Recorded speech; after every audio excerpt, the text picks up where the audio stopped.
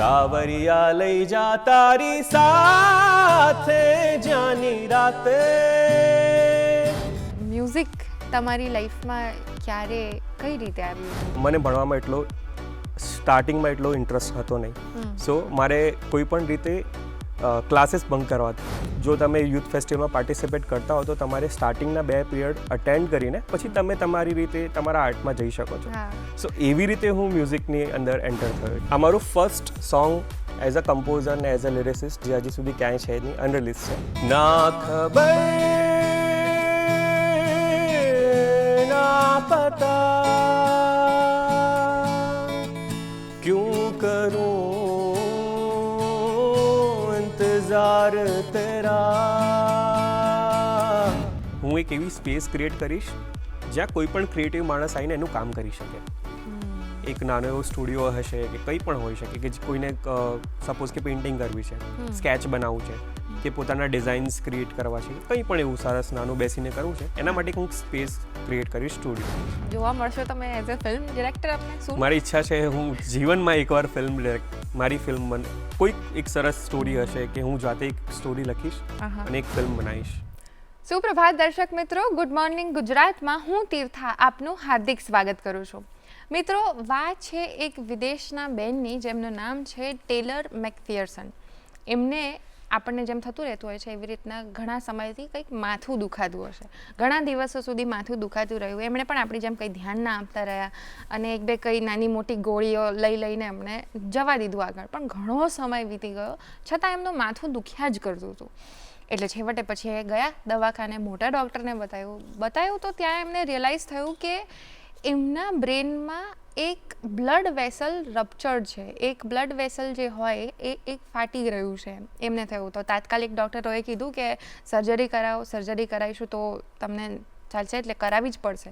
તો કરાવી તાત્કાલિક સર્જરી એ પછી એ મેડિકલી ઇન્ડ્યુસ્ડ કોમામાં રહ્યા અને ત્યાં ખાસા ટાઈમ રહ્યા બાદ પછી જ્યારે એ બહાર આવ્યા કોમામાંથી તો ત્યારે એમને પૂછ્યું અને એમની સાથેની વાતચીત શરૂ કરી.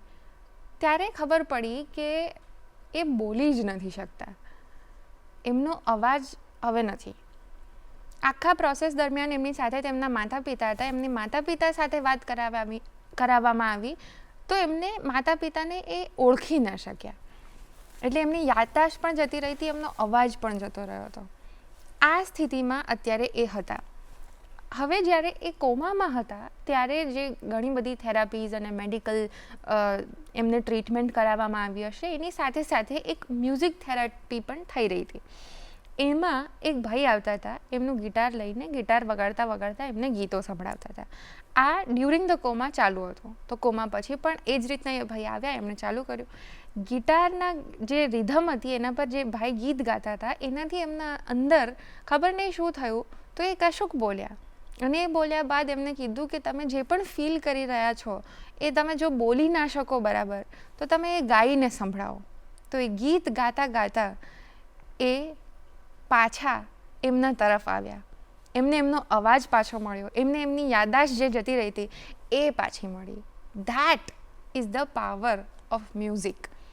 અને તમે વિચારો ખાલી કે તમે કોઈક એવું સંગીત સાંભળો છો જેનાથી તમારા મનમાં અમુક યાદો આવે છે, તમારા મનમાં અમુક પ્રકારના અનુભવો યાદ આવે છે, અમુક ઇમોશન્સ તમારી અંદર આવી રહ્યા છે, આખો વંટોળ થઈ રહ્યો છે. That is so much powerful. અને એટલો બધો પાવર કે કોઈ પણ મ્યુઝિક જે છે ને એને કશાયનું બંધન નથી. મતલબ તમે કોઈક બીજા વિદેશમાં જઈને કોઈક અજાણ્યા દેશમાં અજાણી ભાષામાં અજાણ્યા વ્યક્તિને ગાતા સાંભળો છતાંય તમે થનગની શકો છો, તમારું મન એમાં પ્રફુલ્લિત થઈ શકે છે.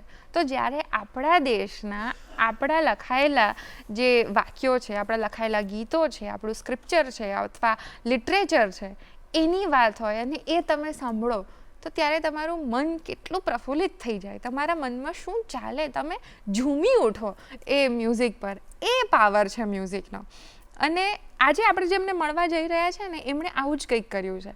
અને એમના જે પણ મ્યુઝિક્સ છે ને એને જ્યારે બી તમે એક તો લાઈવ સાંભળશો તો એક અલગ જ મજા મળશે.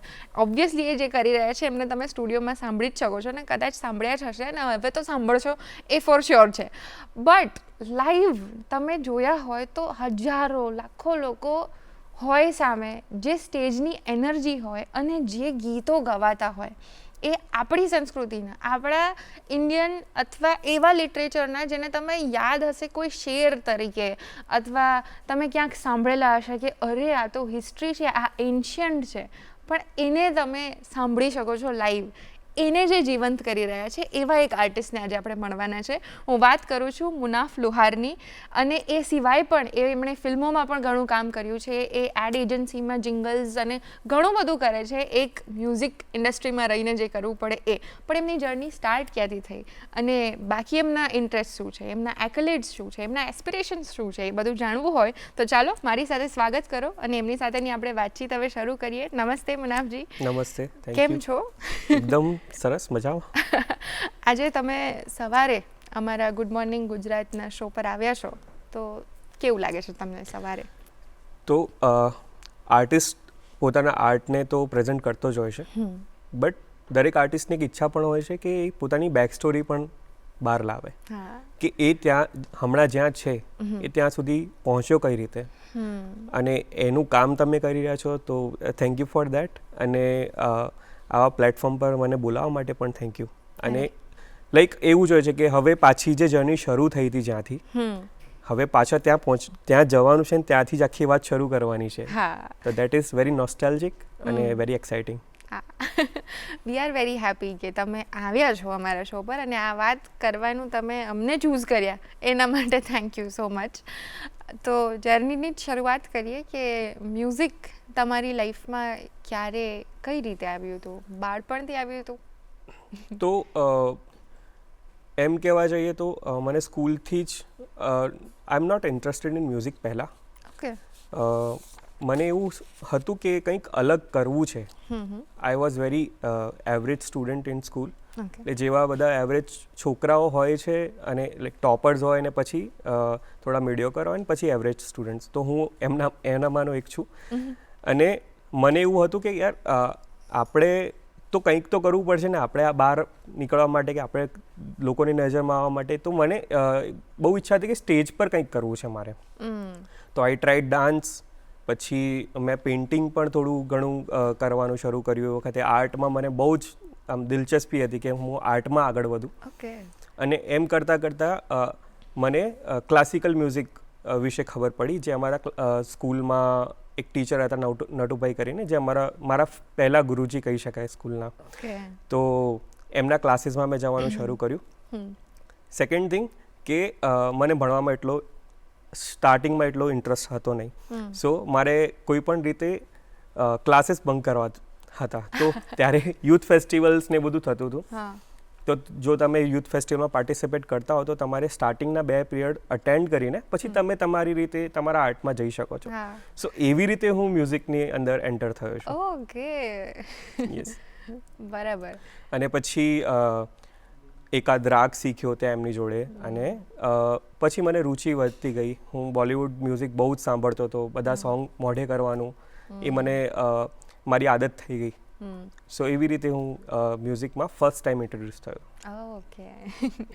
તો બાળપણમાં જ તમે જો શીખતા હો સ્કૂલના ટાઈમમાં જ અને ટીચર જ શીખવતા હોય તો એવું બની શકે ને કે તમને કોઈ પણ ઇન્સ્ટન્ટ હોય કે કોઈ પણ જાતનો મતલબ રિપબ્લિક ડે છે, એન્યુઅલ ફંક્શન છે, તો ત્યારે પણ તમને ગાવાનું આમ એન્કરેજ કરી દેતા હશે? યસ. તો એમાં એવું હતું કે કમ્પલસરી વીકમાં એકવાર ક્લાસમાંથી એક જણને એસેમ્બલીમાં ભજન ગાવાનું, યા તો પછી તમે કોઈ પણ વસ્તુ તમારી પ્રેઝન્ટ કરો સ્ટેજ પર જઈને. અચ્છા. નિબંધ પણ હોઈ શકે, તમે કંઈ પણ બોલો, સુવિચાર આપો, કે પછી તમે ન્યૂઝ કહો. તો એ એક એપ્રિશિએશન માટે કે પછી એ થોડું કરવા માટે સ્ટુડન્ટ્સને એના માટે હતું.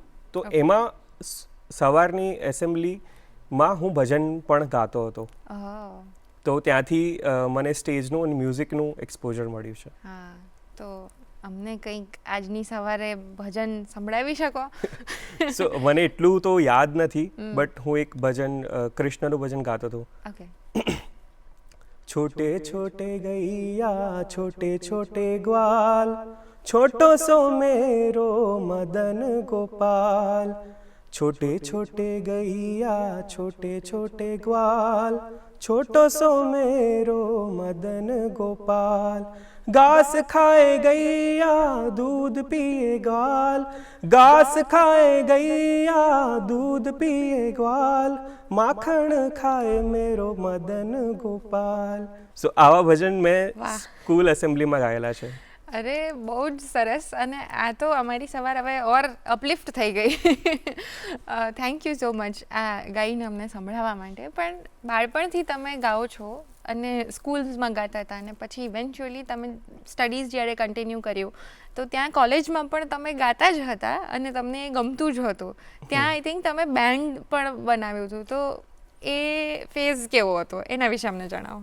તો એ વખતે છે ને નાના નાના કોમ્પિટિશન્સ થતા હતા, અને હું સાબરકાંઠાથી બિલોંગ કરું છું. તો અચ્છા. ત્યાં એક સાબરકાંઠા આઇડલ કરીને એક કોમ્પિટિશન આવ્યું હતું, ઓકે. અને ત્યાં પછી અમે લોકોએ મેં પાર્ટિસિપેટ કર્યું. મારા ફેમિલીને ખબર નથી કે હું આવી રીતે પાર્ટિસિપેટ કરી રહ્યો છું, અને અમે લોકો ફાઇનલ સુધી પહોંચ્યા હતા. Okay. ત્યાંથી મને મારા સારા ફ્રેન્ડ્સ મળ્યા જે મ્યુઝિકમાં હમણાં પણ સારું કામ કરી રહ્યા છે. ઓકે. તો અને આઈ વોઝ ધ ફાઇનલિસ્ટ. મારો સેકન્ડ નંબર ત્યાં આવ્યો હતો, ને મને ગિટાર મળ્યું ઓહ. As a price. અને એ વખતે કોલેજમાં મને બેક આવી હતી, તો 1 વર્ષનો ગેપ. ઓકે. પપ્પાએ કીધું કે હવે તો આપણે એક કામ કરીએ, આપણો સરસ બિઝનેસ છે, એના ઉપર તમે બેસી જાઓ, અને પછી જ્યારે કન્ટિન્યુ કરવું હશે કોલેજ ત્યારે કરજો. 1 વર્ષ તો તમે હવે બેસવાનું જ છે.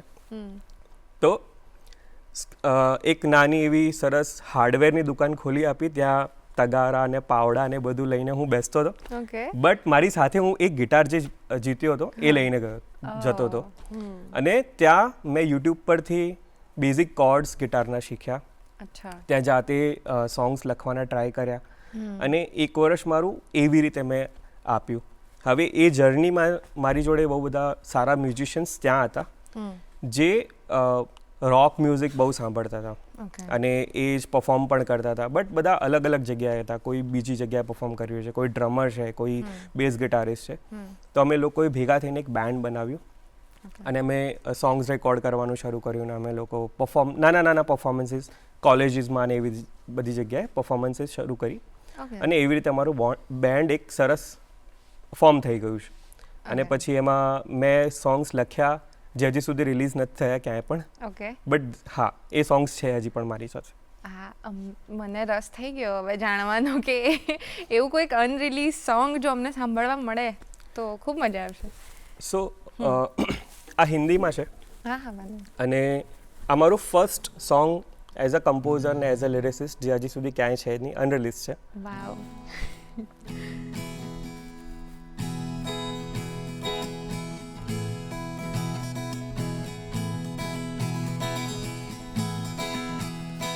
अंधेरा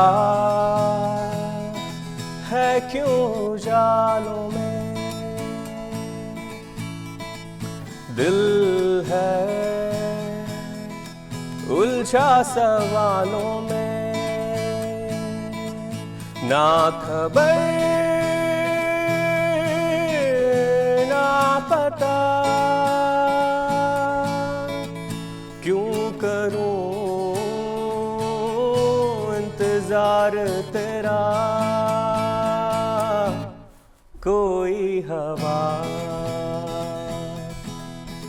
लाए पैगाम तेरा, कोई हवा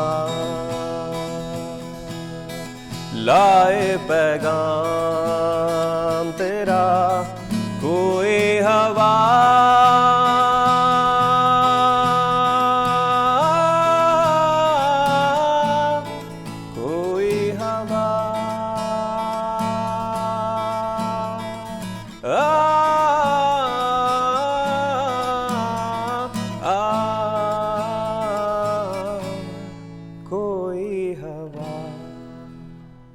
વાવ. અને આ one of of the first તમારું હતું કે જે Yes. તમે લખ્યું હોય ને તમે જ કમ્પોઝ પણ કર્યું હોય? યસ. વાવ. હવે મને રિયલાઇઝ થઈ રહ્યું છે કે ક્યાં ક્યાં જર્ની ગઈ હશે અને ક્યાંથી જો શરૂઆત જ આટલી સરસ હોય તો ડેફિનેટલી આગળ જતાં જોરદાર સક્સેસ મળવાની છે. પણ લાઈક એવરી આર્ટિસ્ટ સ્ટોરી એવું થાય ક્યારેક કે ગમે એટલા તમે ટેલેન્ટેડ હો, જેમ તમે અત્યારે કીધું કે તમને તો કીધું હતું પેરેન્ટે કે બેસી જાઓ હવે થોડીક વાર કરો, તો કદાચ એવું પણ થયું હશે કે એક પોઈન્ટ પછી આમ કે કંઈક જોબ કરવી પડી હશે, આવ્યું હશે, તો એ સિનેરિયોમાં એવું કંઈક થયું હતું પહેલાં તો? હા. સો એના માટે તો એવું છે કે મને એવું થયું કે હું અહીંયા લાઈક એક રેગ્યુલર જગ્યા ઉપર બિલોંગ નથી કરતો કે રોજ આવીને તમે એક ગલ્લા ઉપર બેસો, તમને ગ્રાહક આવશે, એમને વસ્તુ વેચો, સેમ સ્ક્રિપ્ટ બોલો કે ભાઈ આ વસ્તુ સારી છે, આ વસ્તુ ખરાબ છે, તમે આ લઈને જાઓ. અને લાઈક હવે મારા માટે નથી, તો મારે હવે અહીંથી નીકળવા માટે શું કરવું જોઈએ? તો મેં એક બેઝિક પ્લાન બનાવ્યો. મારા ફ્રેન્ડે કીધું કે એક કામ કર, તું MBA શરૂ કરી દે. અને ત્યાં સુધી મારું બેક ક્લિયર થઈ ગઈ હતી અને પછી મારું કોલેજમાં મને સારા એવા પર્સન્ટેજ પણ આવી ગયા હતા. તો MBA મેં શરૂ કર્યું. એ ટાઈમે હું કોલેજ પરફોર્મન્સીસ ને કોમ્પિટિશન્સમાં ને એવી રીતે પાર્ટિસિપેટ કરતો હતો. અને મેં MBA કમ્પ્લીટ કરીને માસ્ટર્સ કર્યું માર્કેટિંગ એન્ડ એડવર્ટાઇઝિંગમાં, કારણ કે એમાં એ થોડું ક્રિએટિવ ફિલ્ડ હતી. સેલ્સ મારે કરવું નહોતું, ફાઇનાન્સ મને આવડતું નહોતું. તો પછી માર્કેટિંગમાં અને એડવર્ટાઇઝિંગમાં કમ્પ્લીટ કરીને મેં એક એડવર્ટાઇઝિંગ એજન્સીમાં જોબ શરૂ કરી એઝ અ ક્લાયન્ટ સર્વિસિંગ. અને ત્યાં હું રેગ્યુલરલી ગિટાર લઈને જતો હતો, બિકોઝ મારે સાંજે એક કેફેમાં પરફોર્મ કરવાનું હતું. અચ્છા, ઓકે. તો મને એવું 500 રૂપીસ પર શો એવું મળતું હતું. અને આઈ વોઝ લાઈક કે યાર બહુ સરસ છે, તમે આખો દિવસ જોબ કરો, તમને એક એક્સ્ટ્રા ઇન્કમ પણ મળે છે ને તમારું પેશન પણ ફોલો થઈ રહ્યું છે. તો હું બાઇક લઈને આગળ મારું જે ઓફિસનું બેગ હોય એ અને પછી પાછળ ગિટાર એવું લઈને હું રેગ્યુલરલી ઓફિસ જતો હતો. અને પછી કેફેઝમાં પરફોર્મન્સ કરતાં કરતાં બહુ લોકો મળ્યા, ત્યાં અમે અલગ અલગ લોકો જોડે કોલેબોરેશન્સ કરતા થયા અને એવી રીતે પરફોર્મન્સીસ પણ કર્યા અને થોડું ઘણું મ્યુઝિક પણ ક્રિએટ કર્યું ત્યાંથી. Okay, so it was not like a compulsion or a tough phase નહોતો કે કમ્પલસરી જોબ કરવી પડી. ઇટ વોઝ ઓલ્સો તમારા જે ઇન્ટરેસ્ટનું જ હતું. હા, એ મારો જ કોલ હતો કે મને એવું હતું કે એક સ્ટેબલ પહેલાં થઈ જઈએ પોતે અને પછી આપણે પેશન તરફ થોડા આગળ વધીએ. તો એવી રીતે મારો જ પ્લાન હતો કે થોડા પોતાને સ્ટેબલ કરીએ અને પછી મ્યુઝિકને તો આપણે ટાઈમ આપી જ રહ્યા છીએ, બિકોઝ તમે એક જગ્યા છોડીને આવી રહ્યા છો તો પછીનો ટાઈમ તમારો છે. એટલે 10 થી 7 જે બી તમે જોબ કરી રહ્યા છો એના પછી બાકીનો ટાઈમ તો મારો જ છે. તો પછી હું એ ટાઈમને મારા માટે યુટિલાઇઝ કરીશ. How wonderful. આ વસ્તુઓ ઘણા કલાકારો નથી સમજી શકતા હોતા અને એના કારણે કદાચ એમને હોય છે કે જે પ્રકારના કે એમને ગીલા શીખવા થતા હોય છે પછીથી, એ તમે પહેલેથી જ અવોઇડ કરી દીધા કે ના, એક આ તો જોઈએ, એના પછી જ તમે આગળ. બિલકુલ. એ કદાચ તમને તમારી આર્ટિસ્ટિક જર્નીમાં પણ હેલ્પ કર્યું હશે ને, બિકોઝ ઇટ વોઝ એજન્સી, તો તમારે લખવાનું હશે. તો અમારા ત્યાં જે અમારા સિનિયર્સ હતા એ લોકોએ જોયું કે હા છોકરો ગિટાર લઈને આવે છે, કંઈક તો કરતો હશે. તો એમણે મને એક રેન્ડમ કોઈક બ્રીફ આવી હતી એમની પાસે કોઈ ક્લાયન્ટની કે એક કેન્સર માટેનું કેમ્પેન અમે કરી રહ્યા છીએ, એમાં કંઈક સોંગ જોઈએ છે, તો તું ક્રિએટ કરીશ? તો મેં કીધું હા, હું લખતો હોઉં છું અને હું ટ્રાય કરું. જિંગલ્સ મેં ક્યારેય કર્યા નહોતા પહેલાં, કારણ કે જિંગલ્સ તો તમને 30 સેકન્ડ્સ 50 સેકન્ડ્સમાં તમારે વાત કરીને નીકળી જવાનું છે. મેં કીધું હું ટ્રાય કરીશ. અને 1-2 દિવસમાં મેં જિંગલ ક્રિએટ કર્યું, મેં મારા સિનિયર્સને સંભળાયું. દે વર લાઈક કે ઓ માય ગોડ, સરસ છે આ તો. અને અમે સીધા CEOની ઓફિસમાં હતા અને પછી એમની સામે મેં ગિટાર લઈને પહેલી વાર આવું મારી સાથે રેન્ડમ થયું. એટલે કોઈની જોડે પણ નહીં થયું હોય આખા ઓફિસમાં કે આ સીધો ત્યાં કઈ રીતે. અને પછી હું ત્યાં જિંગલ ગાઈને સંભળાઈ રહ્યો છું. She was like oh my God, બહુ સરસ છે આ તો, આપણે ક્લાયન્ટને મોકલીએ. મેં ફોનમાં રેકોર્ડ કર્યું ત્યારે ને ત્યારે અમે મોકલ્યું અને ક્લાયન્ટને ગમ્યું. પછી ફર્સ્ટ ટાઈમ મેં સ્ટુડિયોમાં કઈ રીતે કામ થાય એ જોયું. ઓકે.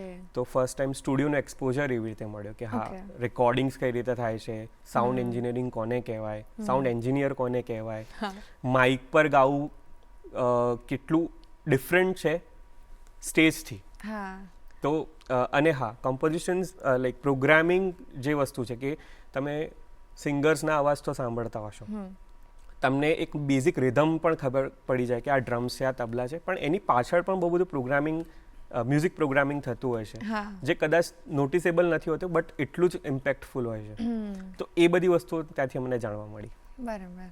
યસ. આ તો એક એ ફેઝ હતો જ્યારે તમે 50-50 ડિવાઈડ કરતા હતા ટાઈમ કે હું 10 થી 7 કામ કરું છું અને પછી બાકીના સમયમાં મારું જે છે એ પેશન ફોલો કરું છું.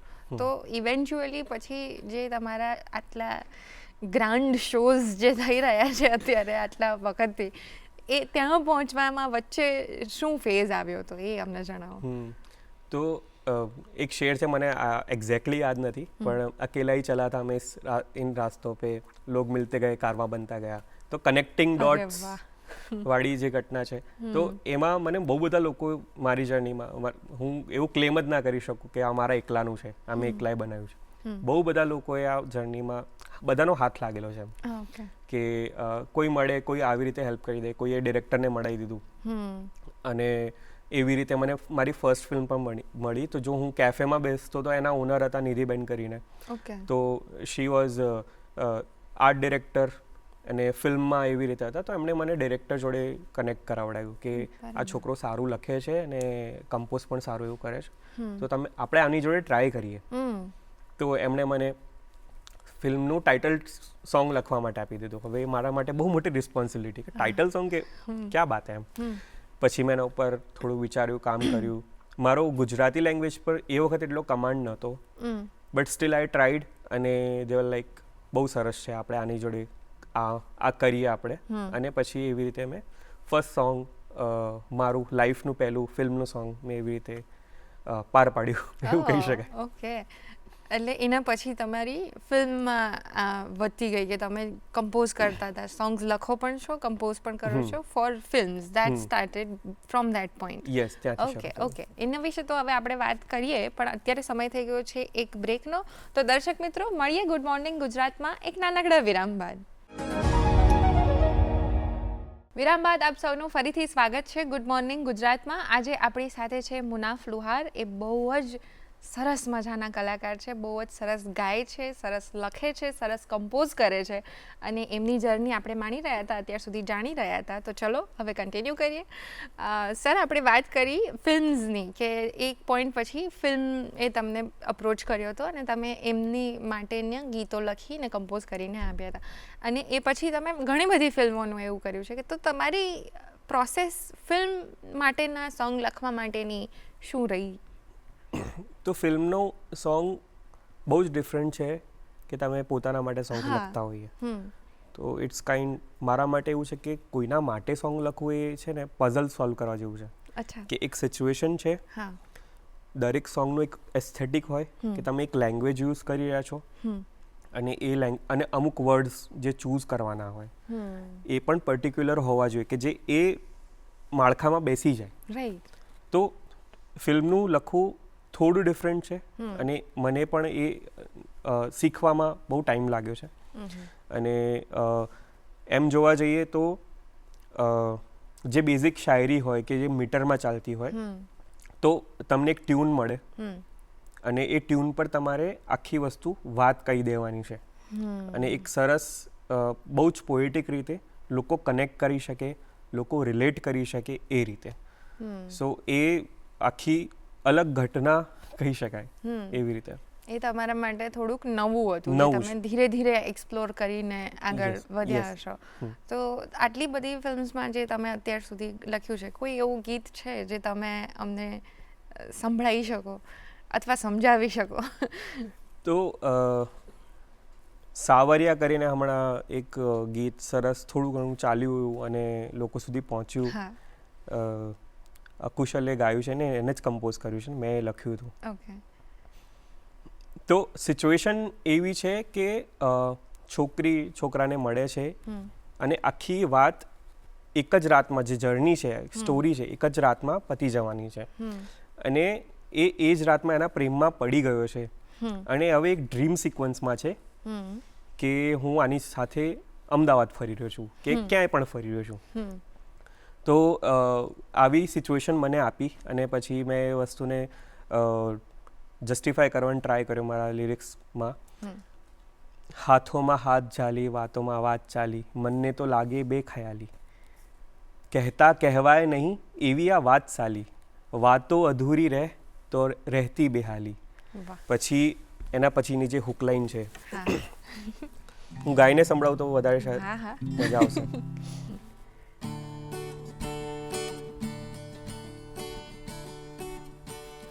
હાથોમાં હાથ ઝાલી વાતોમાં વાત ચાલી મનને તો લાગે બેખયાલી કહેતા કહેવાય નહીં એવી આ વાત સાલી વાતો અધૂરી રહેતો રહેતી બેહાલી સાવરિયા લઈ જા તારી સાથે જ્યાંની રાતે વણીએ વાતો વાલી સાવરિયા લઈ જા તારી સાથે જ્યાંની રાતે વણીએ વાતો વાલી.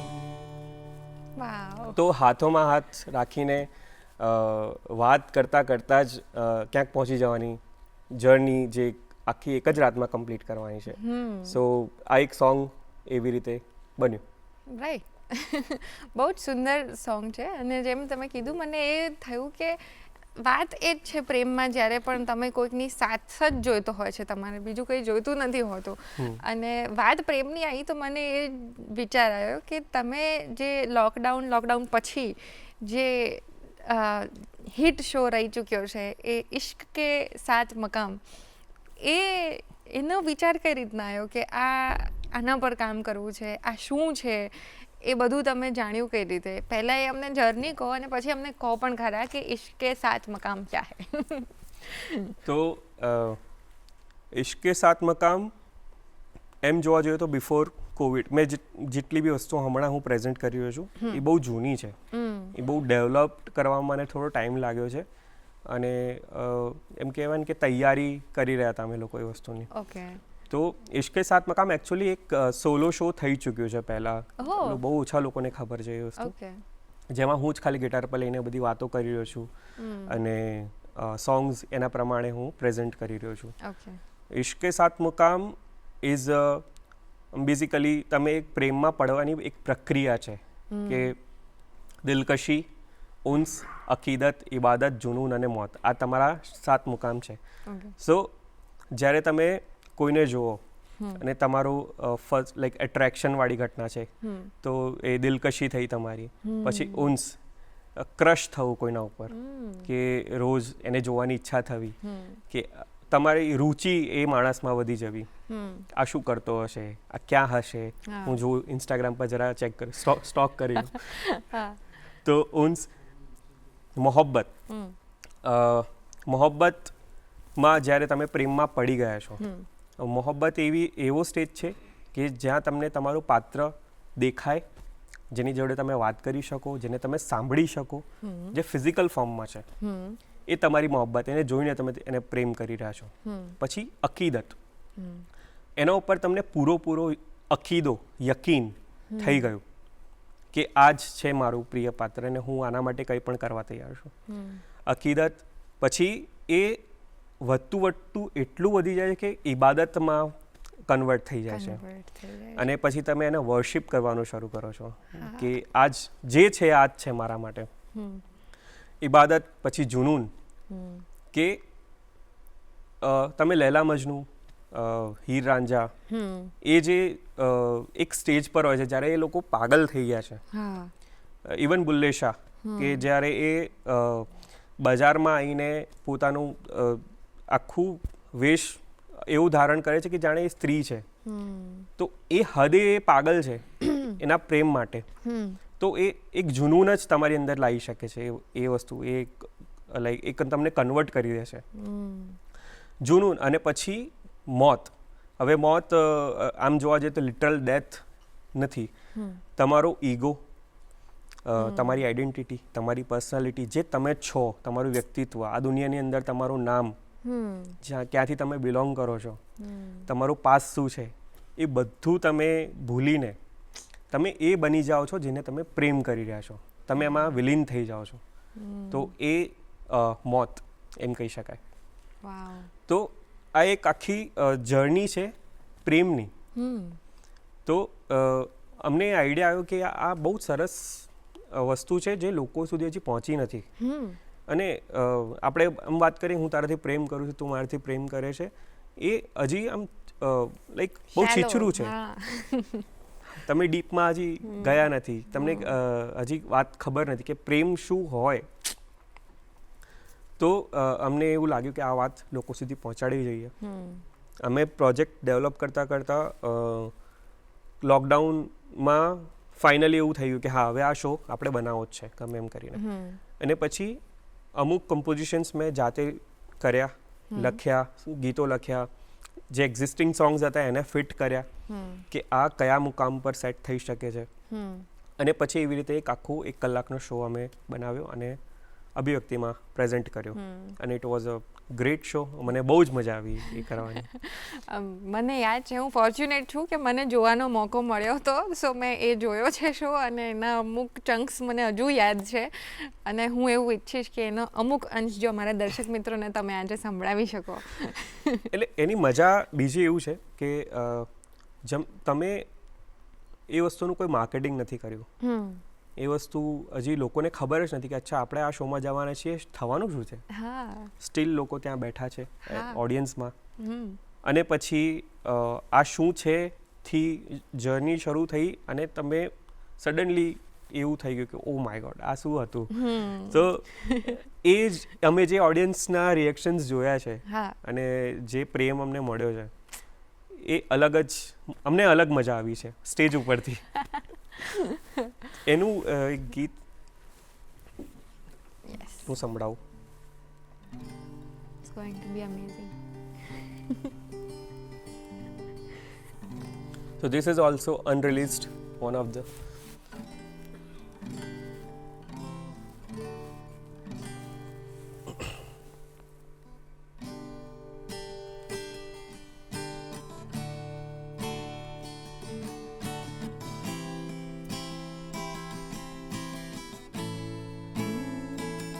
घूंट बघूंट पी थी हमने रोशनी को चांद के गिलासों में, होठ पे होठ यूं थे जैसे कोई अपना हो दर्द के दिलासों में. आहिस्ता आहिस्ता तूने छोड़ा ये रास्ता, वाबस्ता था मुझसे मैं तुझसे ही था हंसता. मेरे हाथों में तेरे बालों की खुशबू है, ये तू जाने कहानी है ये दोनों की. मैं आया हूँ ये बतलाने, जो रूठ के बैठा है बादलों में वो चांद मनाने आया हूँ. जो छूट के बैठा है मेरी यादों से वो लम्हा चुराने आया हूँ. जो रूठ के बैठा है बादलों में वो चांद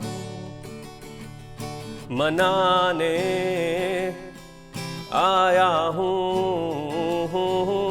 जो छूट के बैठा है मेरी यादों से वो लम्हा चुराने आया हूँ.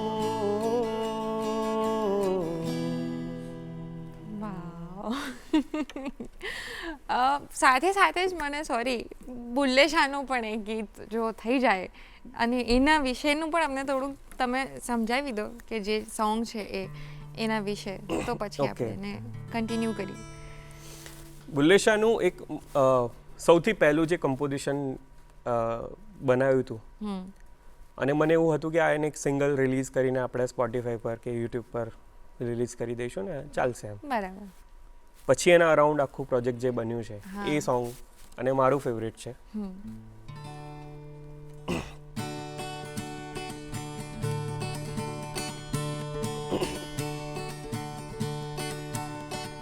चल बुल्लिया चल औथे चलिए जहाँ हो सारे अंधे. चल बुल्लिया चल औथे चलिए जहाँ हो सारे अंधे. ना कोई साडी जात पहचाने, ना कोई साडी जात पहचाने, ना कोई सानू मन्ने. चल बुल्लिया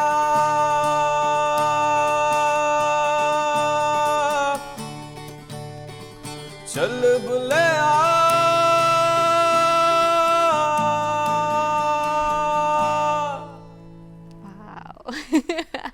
again I am back there.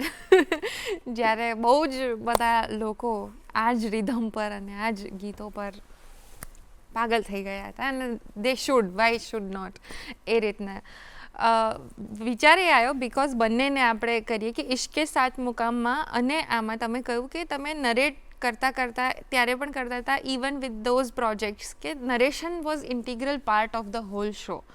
તો એ તમે પ્લાન કર્યું હતું કે એ ઇવેન્ચ્યુઅલી થયું અથવા તમને એવું લાગ્યું કે આ જે પ્રકારનું મ્યુઝિક છે જે રીતના લિરિક્સ છે એને બાંધવા જરૂરી છે એ પ્રોસેસ શું હતી? સૌથી પહેલાં તો બુલ્લે શાહ એ તો પંજાબીમાં લખ્યું અને કદાચ જે લોકો ગોતતા હોય શોધી રહ્યા હોય એ લોકોને આ મ્યુઝિક લવર્સની વાત છે. બહુ ડીપ જઈને ક્યાંકથી કોઈ વસ્તુ શોધી લાવે કે અચ્છા આ બહુ સારી કવ્વાલી છે કે પછી આ બહુ સારી ગઝલ છે કે આ બહુ સારું ગીત છે બહુ પહેલાં લખાયું છે, આ બહુ સારો દોહો છે. હવે જે લોકો નથી શોધી રહ્યા, જે લોકોને ખબર જ નથી કે અચ્છા આવા કોઈ સંત થઈ ગયા છે કે ભાઈ આવા કોઈ સારા આર્ટિસ્ટ થઈ ગયા છે, એમના માટે આ વસ્તુ બહુ હેવી છે કે તમને પહેલાં લેંગ્વેજ બેરિયર હોય કે ભાઈ પંજાબીમાં ગાઈ રહ્યો છો મને ખબર શું પડશે, તો એ કનેક્ટ કઈ રીતે કરવું. તો ફર્સ્ટ વી થોટ કે એક કોઈ નેરેટર હશે પોડિયમ પર ઊભા રહીને વાત કરશે અને સમજાવશે કે હવેનું ગીત આ છે અને એના વિશે થોડું બ્રીફ કરી દેશે. That was first idea. મને એવું થયું કે યાર આ બહુ બોરિંગ થઈ જશે બિકોઝ એક સોંગ્સ બહુ એક હાઈ એનર્જી પર જઈને પછી સડનલી એ ડ્રોપ આવી જશે, પછી પાછું હાઈ એનર્જી, તો એ સરસ એક ફ્લો નહીં બની શકે ત્યાં. તો પછી મારો ફ્રેન્ડ છે રવિ રંજન પાટીલ, અમે બહુ ટાઈમથી સાથે છીએ અને અમે વિચારતા કે યાર સાથે કંઈક કરીએ આપણે. અને હું તો કોઈ ફિલ્મ્સ બનાવતો નથી તો એને કાસ્ટ કરી શકું, હું મ્યુઝિક કરું છું. તો બટ અમારી વાત થઈ કે યાર હું આવું કંઈક વિચારી રહ્યો છું અને મને એવી ઈચ્છા છે કે તું સ્ટેજ પર આ વસ્તુને નેરેટ કરે. પણ પછી સેમ વાત કે આ વસ્તુ હું બોલીશ તો સિમ્પલ જ લાગશે. તો પછી હું મારો ફ્રેન્ડ નિશાર છે અને રવિ, અમે ત્રણેય એ વસ્તુ પર સ્ક્રિપ્ટિંગ કરવાનું શરૂ કર્યું. એક થિયેટર આર્ટિસ્ટ પરફોર્મ કરતો હોય અને લોકોને કનેક્ટ કરીને આખી વાત કહે અને એ એટલી જ એનર્જી મેન્ટેન કરી શકે જેટલી સોંગની અંદર છે, એકલો જ છે સ્ટેજ પર, બટ એના આખી જસ્ટિફિકેશન આખી વાતને મળી શકે એવું કંઈક આપણે ક્રિએટ કરીએ. અને ત્યાંથી આઈડિયા આવ્યો કે આપણે બેઝિક નેરેશન નહીં કરીએ, આપણે એને કોઈ સ્ટોરી ફોર્મમાં કહીશું યા તો પછી લોકો એને કનેક્ટ કરી શકે કે એમની લાઈફમાં પણ આવી વસ્તુઓ થઈ રહી છે. સો એવી રીતે નરેશનનો પાર્ટ થયો. ઓકે, સો એ પણ તમે જ લખતા હો છો? હા, હું લખતો હોઉં છું, હું મારા ફ્રેન્ડ્સ સાથે બેસીને બી લખતો હોઉં છું. It's a collaborative process. Okay, હા, collaborative in terms of narration તો આપણે વાત કરીએ. એ સિવાય પણ વેન યુ પરફોર્મ આખા શોમાં તો તમે એકલા નથી હોતા, ઘણા બધા લોકો હોય છે, આર્ટિસ્ટ, બેન્ડ્સ, એટલે ડ્રમ્સ ને તબલા કે જે પણ બીજા ઇન્સ્ટ્રુમેન્ટ્સ હશે, હા, મ્યુઝિશિયન્સ હશે, તો એમની સાથે પછી તમે આખા પ્રોજેક્ટને સમજાવતા કેવી રીતના હોવ છો અથવા એટલા બધા group of different artist who have different ideologies અને એમની અલગ એક જર્ની રહી હશે, એ પણ ઇક્વલી આર્ટિસ્ટ છે જેટલા તમે છો. તો એ બાબતમાં 10-12 જણ કદાચ હોય ને એક સ્ટેજ ઉપર, તો એટલા બધા લોકોને મેનેજ કરીને બધા એક સાથે એક વસ્તુ બનાવે, એ એક્સપિરિયન્સ વિશે અમને થોડું જણાવો. મોસ્ટ ડિફિકલ્ટ થિંગ, ઓકે, સૌથી પહેલાં તો એક જગ્યાએ ભેગા કરવા બહુ મોટી વાત છે મારા માટે. બિકોઝ બધા લોકો પોતાના ટેલેન્ટમાં એક પારંગત છે. તમે બુલેશામાં કે પછી ઇશ્કે સાથ મકામમાં કે કોઈ બી પ્રોજેક્ટમાં તમે અભિવ્યક્તિમાં જોયા છે, they are masters of that field, બરાબર. હવે એમને એક આઈડિયા આપવાનો છે કે ભાઈ તમારે આ વસ્તુમાં આટલું જ કરવાનું છે, કે પછી આ વસ્તુને આપણે પાર પાડવાની છે ભેગા થઈને. અને બધા અલગ અલગ જગ્યાએ છે. કોઈ ક્લાસિકલી ટ્રેન્ડ છે, કોઈ સરસ જેઝ કે બ્લૂઝ વગાડી રહ્યું છે, કોઈ એવો ડ્રમર છે અમારો છે, એને લાઈક એને એવી બીટ રિધમ ક્રિએટ કરવાની છે જેને તબલાને પણ સાથે લઈને ચાલવાનું છે. ત્યાં વાયોલિન છે જે હાર્મોનિયમની સાથે ચાલી રહ્યું છે. તો એ બહુ જ ડિફિકલ્ટ થિંગ છે. સૌથી પહેલાં સૌને એક સાથે ભેગા કરવા, પછી બધાને એક પેજ ઉપર લાવવા કે આપણે શું કરવા માગી રહ્યા છીએ, અને પછી પોતાના કમ્પોઝિશન્સ જે લગભગ કોઈએ સાંભળ્યા બી નહીં હોય. લાઈક હું એની પ્રોસેસ એવી હતી બેઝિકલી બુલ્લેશામાં કે હું રાત્રે બેસીને કમ્પોઝ કરતો હતો. જે બી મારી જોડે પોએટ્રીઝ હતી બુલ્લેશાની, એને જે આપણે નેક્સ્ટ પરફોર્મ કરવાની છે, એવી રીતે અમે લોકો એક ગ્રુપ બનાવ્યું. અને પછી હું રાત્રે બેસીને એને કમ્પોઝ કરું. હું જે કંદર્પ અમારો કીબોર્ડિસ્ટ છે, જેને અરેન્જમેન્ટ અને પ્રોગ્રામિંગ કર્યું છે, હું એને મોકલું. એના કોર્ડ્સ ફાઇન્ડ કરે કે અચ્છા અહીંયા આ કોર્ડ સારું લાગશે, અહીંયા કોર્ડ સારું લાગશે. રાત્રે જ એ રાત્રે ગ્રુપમાં શેર થાય. એના ઉપરથી ગિટારિસ્ટ, બેઝિસ્ટ, હાર્મોનિયમ પ્લેયર, વાયોલિન પ્લેયર બધા પોતપોતાનું લાઈક એક બેઝિક મેન્ટલી રેડી રહે કે ભાઈ આપણે આવું કંઈક વગાડવાનું છે. અને પછી અમે સવારે ભેગા થઈએ. 6 કલાકનું એક સેશન હોય અમારું, પ્રેક્ટિસ સેશન. એવા અમે લગભગ 4 મહિના સુધી કર્યું છે. અને એ પ્રેક્ટિસ સેશનમાં પછી ફાઇનલ થાય. અચ્છા અહીંયા આ પીસ વાગશે કે પછી અહીંયા વોકલ્સ આવું કરશે, એ બધું ડિસ્કશન થઈને પછી એક ફાઇનલ સોંગ બને, જેને આઈ થિંક એક સોંગને બનવામાં અઠવાડિયાનો ટાઈમ લાગે. ઓકે, સો જેટલા પણ સોંગ્સ એક આપણે જોઈએ, એક શો જોઈએ 1 કલાકનો સપોઝ, તો એની અંદર જેટલા પણ સોંગ્સ હોય એ બધા માટે 4 મહિના સુધી તમે લોકો રોજ 6 કલાક મળીને પ્રેક્ટિસ કરો છો. વાવ, આ એક નવું ઇન્સાઇટ છે કે આટલું બધું રિહર્સલની જરૂર પડે. બધા ઓલરેડી પ્રો હોય છતાં એ બિકોઝ એ તમે સાથે મળીને બનાવવા જઈ રહ્યા છો નવું, એના માટે. ઓકે, સો કેવું હોય કે કોઈ વસ્તુને થઈ ગયું છે કે અચ્છા ઓકે આ સરસ થઈ ગયું છે, પણ એક આર્ટિસ્ટ જે હોય ને એને એવું કે આને પરફેક્ટ કરીએ, આને હજી કંઈક આમાં નવું કંઈક કરીએ, હજી આમાં કંઈક એડ કરીએ, એવું કરતાં કરતાં તમને ટાઈમ લાગી જાય. તો એ કરવામાં થોડો ટાઈમ જાય. અને લકીલી મને બહુ સારા આર્ટિસ્ટ મળ્યા મારી સાથે, જેમણે આ બહુ મને ઝીલી લીધો અને આખા પ્રોજેક્ટને પણ ઝીલી લીધું. સો એ રીતે આઈ એમ લકી. અને મને બહુ મજા આવી એ વસ્તુ કરવાની. અને એ લાગે પણ છે સાથે સાથે એ જે તમે કીધું ને કે બિકોઝ એ તમે 4 મહિના સાથે રહ્યા હો તો કે દરેક માણસની પર્સનાલિટી દેખાય છે શોમાં, પ્લસ એ દરેક માણસનું લાગે છે કે એ પોતાનું સમજીને જ્યારે તમે કોઈ લાઈવ સ્ટેજ પર પરફોર્મ કરો, be it theatre, be it story telling, be it music, dance, anything, પણ એ દરેક માણસને એવું લાગશે કે આ મારું છે. એ આત્મીયતા એ અનુભવતો હશે એ આર્ટિસ્ટ, તો એ એઝ અ ગ્રુપ પરફેક્ટ લાગી શકશે. અને એ આઈ થિંક મેં જોયું છે. એમાં એવું છે કે મેં હજી સુધી કોઈને કહ્યું બી નથી એ વાત કે જ્યારે અમે લોકો સાઉન્ડ ચેક કરતા હતા ફાઇનલ, કે હવે કાલે શો છે અને એના પછી બીજો એક શો છે અને એના પછી ત્રીજો એક શો છે, અમારો આ ફાઇનલ 3 શોઝ થવાના છે. તો એ વખતે સાઉન્ડ ચેક રાત્રે 3 વાગે ચાલી રહ્યું છે, કાલે શો છે, અને આઈ ગોટ ઇમોશનલ કે યાર આ 4 મહિનાની જે જર્ની હતી, જે મસ્તી અમે કરતા હતા સ્ટુડિયોમાં બેસીને કે પછી જેમ પીટ્સ પર, ને જે ડિસ્કશન્સ થતા હતા અને જે ક્રિએટિવ ડિસ્કશન્સ થતા હતા કે હા અહીંયા આવું કરીશું, અહીંયા કરીશું, અને એ હવે પતી જશે એમ. ધીસ ઇઝ ધ એન્ડ, હવે કાલે શો છે. So I got emotional for that part કે યાર આ હવે અહીંયા પૂરું થઈ ગયું છે. So it's like that.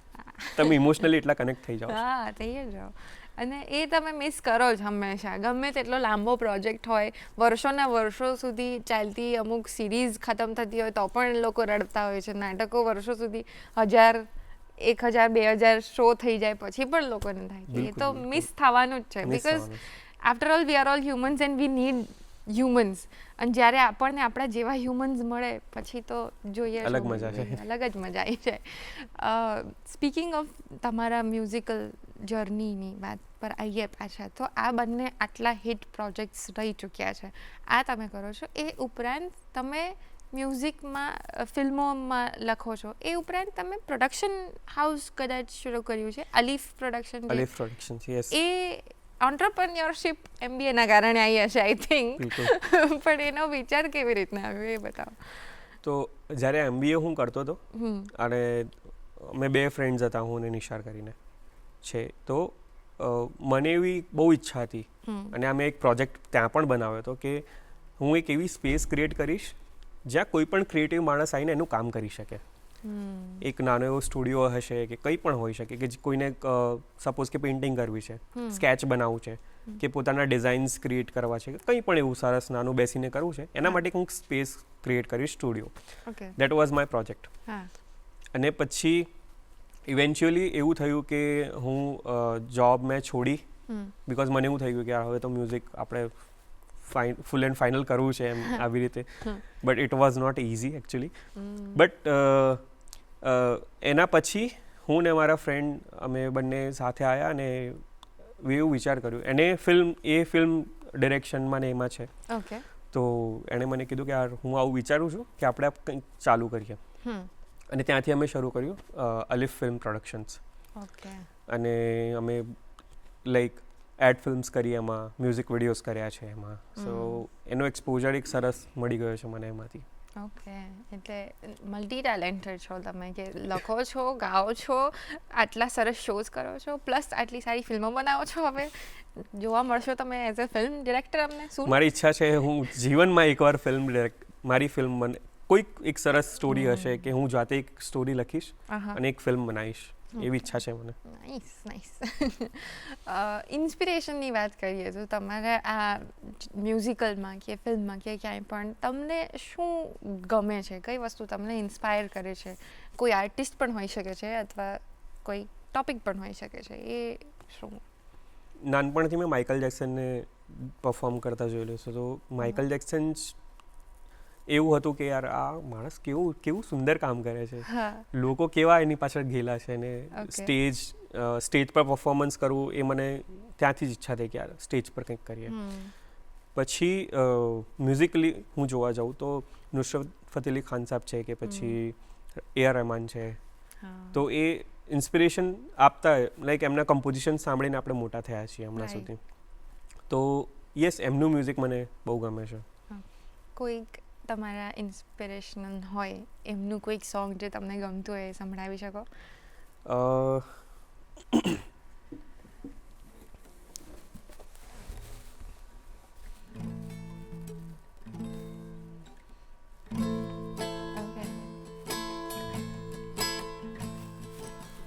रंग बिरंगे नाज उठा के यार को अपने पास बिठा के सजना के सजदे में इतना रहने लगे,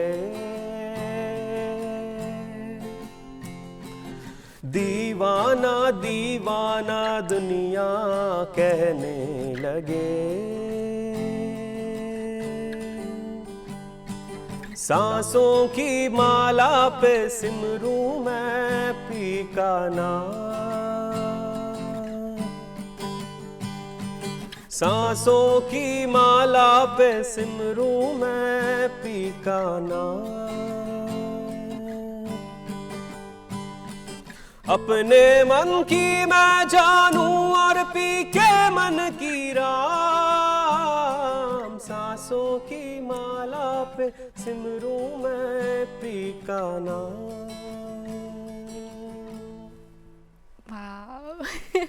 હું આ ગીત તો કહેવાની જ હતી કે આ જો ગાઈ શકો તો ખૂબ ગમે ને તમે એ જ ગીત ગાયું એટલે ખૂબ મજા આવી. Thank you so much.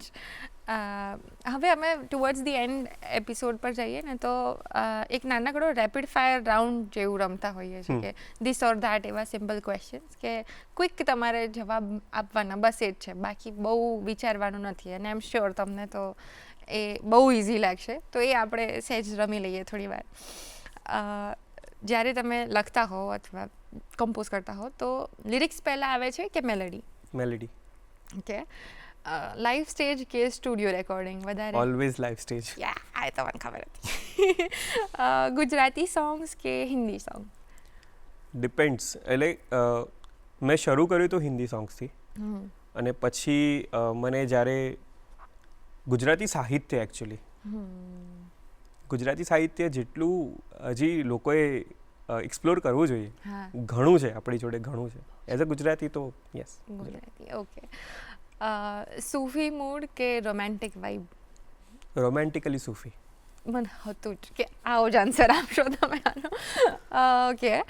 Performing with band કે solo journey? With band. With band. Any time. Small town roots કે city exposure? City exposure, but તમારા રૂટ્સ સાથે. ભૂલવાના જોઈએ roots. Okay. Writing late night કરતા હો છો કે અર્લી મોર્નિંગ? Late night. અચ્છા. Okay. Favourite words in any lyric જે તમે લખ્યા હોય એવા અમુક શબ્દો? ફેવરેટ વર્ડ મેં લખ્યા એના કરતાં મને એવું લાગે છે કે ઇશ્ક જે વર્ડ છે એ મારું ફેવરેટ છે. હું ટ્રાય કરું છું ગમે ત્યાં હું ફિટ કરી દઉં કે પછી કોઈ પણ સોંગમાં એવી રીતે નાખી દઉં. So that is my favourite word in a lyric. Okay. Jingle બનાવવી વધારે ચેલેન્જિંગ છે કે ફૂલ સોંગ બનાવવું? બંને. એટલે ફૂલ સોંગમાં તમને એટલું સ્કેપ મળે છે કે એક મુખડો છે, અંતરો છે, અને પછી એક 3 મિનિટ કે 4 મિનિટનો તમારી જોડે સ્પેસ છે. જિંગલ ઇઝ 30 સેકન્ડ, અને બંનેને જસ્ટિફાય કરવું એ થોડુંક મને બંને અઘરું લાગે છે. બંને ઇક્વલી હાર્ડ છે. ઓકે. કોલેબોરેટિવ પીસ બનાવવું વધારે ગમે કે સોલો ક્રિએશન? કોલેબોરેટિવ. ઓકે. અને વન વર્ડ ફોર મ્યુઝિક હોય તો એ તમારા માટે શું છે? જુનૂન. જુનૂન. વાવ. એકદમ તમારી બધી વાતો એકદમ શેર શાયરી જેવી લાગે છે, પ્રેમની, ઇશ્કની આટલી બધી વાત છે. તો લાસ્ટથી હું એવું પૂછીશ કે તમારે ફ્યુચરમાં શું કરવું છે? Where do you see music with you in future? આપણે હમણાં લાસ્ટ આઈ થિંક 2025માં કોલ્ડ પ્લે આવ્યું હતું,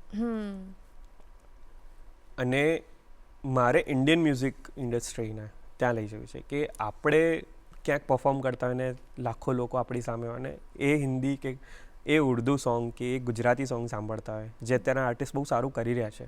અને મારે પણ એ રીતે એ દિશામાં આગળ વધવું છે કે એવા શોઝ બનાવીએ આપણે કે લોકો આપણાને જુએ. વાવ, કેટલો પાયસ થોટ છે અને સરસ થોટ છે. અને એ શરૂઆત અહીંયા થઈ ગઈ છે એટલે તમે અમદાવાદ, ગુજરાત, ઇન્ડિયામાં તો ભાઈ દૂરદર્શન પર અત્યારે જોઈ રહ્યા છો, ખબર નહીં ફરી ક્યારે જોશો, પણ ડેફિનેટલી એ તમને એ મોકો મળે એવું હું ઈચ્છું. કારણ કે મેં જોયું અને અત્યારે બી અમે સાંભળ્યું, અને જે રીતની તમારી વાત છે કે એ જરૂરી છે. અત્યારે આપણે કેટલા બધા વેસ્ટર્નાઇઝ થઈ રહ્યા છે, વેસ્ટર્ન વસ્તુઓને જ ફોલો. એ જ કોલ્ડ પ્લેના કોન્સર્ટમાં કેટલાય લોકો એવા હતા જેમને કોલ્ડ પ્લે વિશે ખબર જ નથી, બટ સ્ટીલ દે વેન્ટ. તો એના કરતાં તો એ લોકો આવે. હું ગયો તો I love Coldplay. I also love Coldplay. પણ જેમને નથી એ પણ ખાલી શો ઓફ માટે ગયા હોય કે એ રીતના. આઈ ડોન્ટ ગેટ ધેટ કે તમે ટ્રેન્ડ અનનેસેસરી બધું જ ફોલો કરવાની જરૂરી નથી કે જે પણ થઈ રહ્યું છે વેસ્ટર્નમાં એ. તો યુથની વાત કરીએ કે યુથ જ એવા છે જેમને અત્યારે થોડાક માર્ગદર્શનની જરૂર હોય છે. તો જો કોઈ ઉભરતા કલાકાર હોય જેમને સંગીતમાં રસ હોય, એમને લાસ્ટલી તમે જો કોઈ મેસેજ આપવા માંગો તો એ શું હશે? એમ તો હું પોતે શીખી રહ્યો છું, અને એવું કોઈ મેસેજ કદાચ હું ના આપી શકું, બટ હું એટલું કહીશ કે don't try to B perfect. તમે એના વેઇટ ના કરો, કારણ કે એ જર્નીમાંથી હું નીકળેલો છું, અને મેં બહુ ટ્રાય કર્યું છે કે યાર બહુ ચીવટથી કામ કરવું, આટલું તો થવું જ જોઈએ, પછી જ આપણે એ વસ્તુને બહાર પાડીએ. તમે અગર તમે મ્યુઝિશિયન હો તો સોંગ્સ રિલીઝ કરો. તમે જ તમારા જજ છો, તમને તમારી ઓડિયન્સ મળી જશે અને પછી તમે ઇવેન્ચ્યુઅલી એ વસ્તુઓને સારી બનાવતા જશો અને એવી રીતે તમે જ્યાં તમારે પહોંચવું ત્યાં પહોંચી જશો. એટલે કોઈ પણ વસ્તુ પરફેક્ટ કરવાનો ટ્રાય કરો જ નહીં, જેમ છે એમ રાખો અને એમાં તમે સુધારો કરો કે અચ્છા આમાં આ વખતે અમે આ ભૂલ કરી હતી, હવે આપણે એને સુધારીએ. રાઈટ, એનાથી તમે જ્યાં પહોંચવું છે ત્યાં પહોંચી જશો. Wow, nice.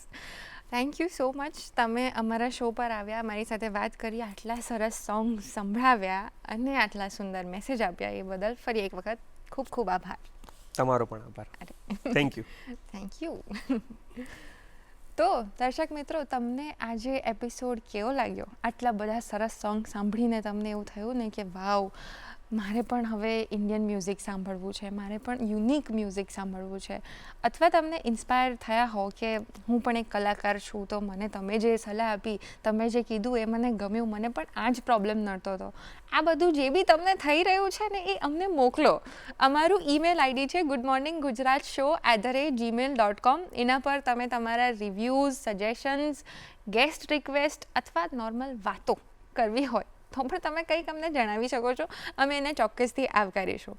અને જો તમે આ ટીવી ચેનલ પર જોઈ રહ્યા હો ડીડી ગિરનારની, તો તમને જણાવી દઉં કે ગુડ મોર્નિંગ ગુજરાત શો એ યુટ્યુબ પર ડીડી ન્યૂઝ ગુજરાતી જે ચેનલ છે એના પર પણ અવેલેબલ છે, તો જોતા રહેજો અને ત્યાંથી પણ શેર કરતા રહેજો. હવે આપણો સમય થઈ ગયો છે આ સરસ મજાના મ્યુઝિકલ એપિસોડ પછી મ્યુઝિક સેગમેન્ટનો, સંગીત સેગમેન્ટનો. અને આજે આપણે જે ગીત માણવા જઈ રહ્યા છે એ ગાયું છે લતા મંગેશકર અને શૈલેન્દ્ર સિંઘે. એમના અવાજમાં આ જે ગીત છે ને એ રોમેન્ટિક જ છે, પણ એ સાથે સાથે એનર્જેટિક પણ છે. એ આમ સુરીલું પણ છે, પણ સાથે સાથે થોડું મસ્તીવાળું પણ છે. ખબર પડી કયા ગીતની વાત કરું છું હું? ના પડી ને? ઓકે, હું તમને હિન્ટ આપું. प्यार में कभी कभी ऐसा हो जाता है, छोटी सी बात का फसाना बन जाता है. બસ, તો આ સરસ મજાનું રોમેન્ટિક પ્લસ મસ્તી ભર્યું ગીત તમે સાંભળો અને તમે પણ સરસ મજાના મૂડમાં તમારી મોર્નિંગ શરૂ કરો. મને રજા આપો, હું ફરી મળીશ તમને ગુડ મોર્નિંગ ગુજરાતના આવતા એપિસોડમાં.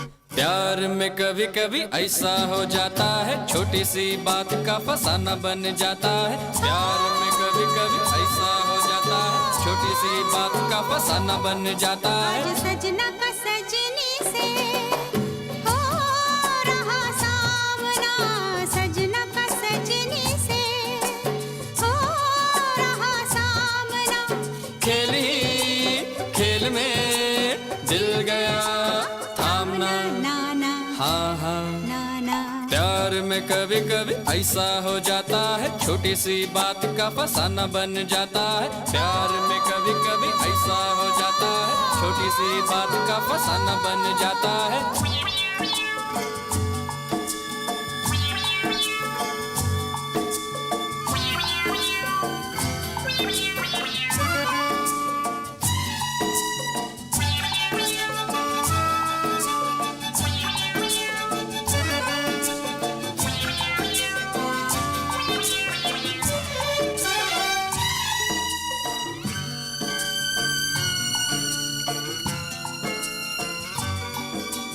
कहने की नहीं बात मगर ये फिर भी कहती हूँ मैं, रहने की नहीं जगह कोई तेरे दिल में रहती हूँ मैं.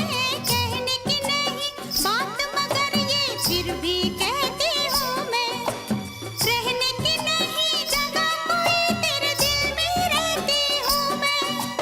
जीत कर प्यार में पड़ेगा हारना. नाना हाँ हाँ नाना, प्यार में कभी कभी ऐसा हो जाता है, छोटी सी बात का फसाना बन जाता है. प्यार में कभी कभी ऐसा हो जाता है, छोटी सी बात का फसाना बन जाता है. आज सजना का सजनी से आज सजनी का सजना से हो रहा सामना. खेली खेल में दिल गया थामना.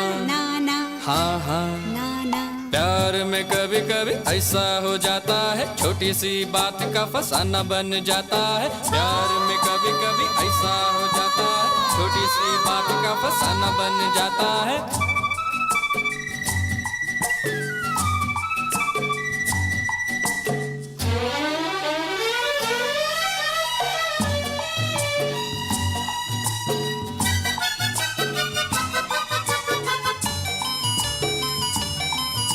नादा समझ कर तुमको देखो माफ कर दिया हमने, प्यार की किताब से जुदाई का नाम ही साफ कर दिया हमने।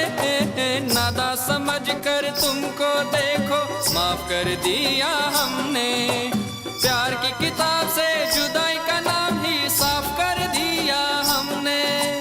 यार की बात तुम कभी ना टालना, नाना हाँ हाँ नाना। प्यार में कभी कभी ऐसा हो जाता है, छोटी सी बात का फसाना बन जाता है। प्यार में कभी कभी ऐसा हो जाता है, छोटी सी बात का फसाना बन जाता है। आज सजना का सजनी से, आज सजनी का सजना से हो रहा सामना, खेली खेल में दिल गया थामना, हाँ हाँ हाँ हाँ। हाँ। प्यार में कभी कभी ऐसा हो जाता है, छोटी सी बात का फसाना बन जाता है।